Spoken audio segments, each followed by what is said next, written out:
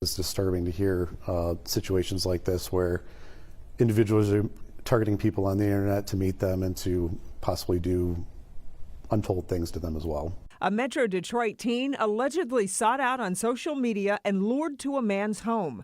Tonight we're learning the accused predator may have done something like this before. And did you know roughly 9 in 10 teens are using Snapchat on a regular basis?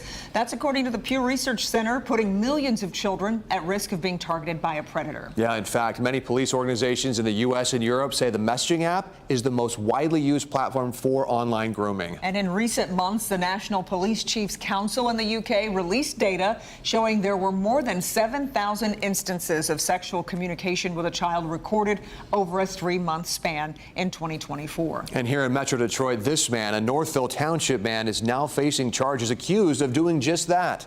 Police say he lured a 14-year-old girl to his home using Snapchat. Erica Erickson is live on this story. And Erica, these allegations really scary, obviously, and police say there could be more victims out there, too.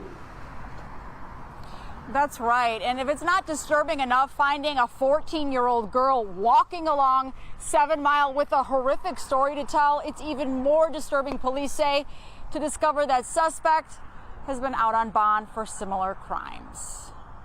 I know a lot about it. He's just not a very nice kid. I would say he's a bad boy. That's what a longtime neighbor says of this 22-year-old Northville Township man, Charles Willis, known to him as Charlie, and known to at least 2 police agencies as an alleged predator of minor girls. This is an adult who contacted a minor teenager and took advantage of her and managed to convince her to do some terrible things. Northville Township Police say Willis, now charged with several felonies, including kidnapping, criminal sexual conduct, and child sexually abusive activity, is accused of luring a 14-year-old girl from Berry County on the west side of the state using Snapchat. The two had been talking for a while, but then sometime on April 25th, he arranged to have an Uber go get her at her residence on the west side of the state and then bring her back to Northville to meet up. An approximately 2-hour Uber drive later, Willis, police say, instructing the young teen to hide out in the basement of his home. Willis sexually assaulting the teen, isolating her for 2 days. Then early Sunday morning with a blanket around her.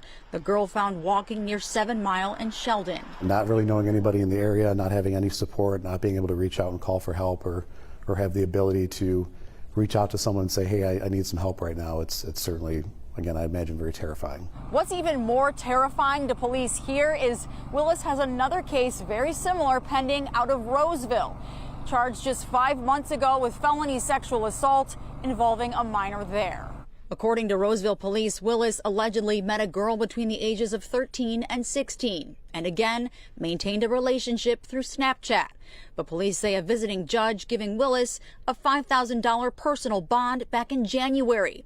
Now many worried there may be more victims out there. Our detectives are, again, still working this case, still investigating, trying to determine if there's any other victims we're able to identify. But the public's help is tremendously helpful.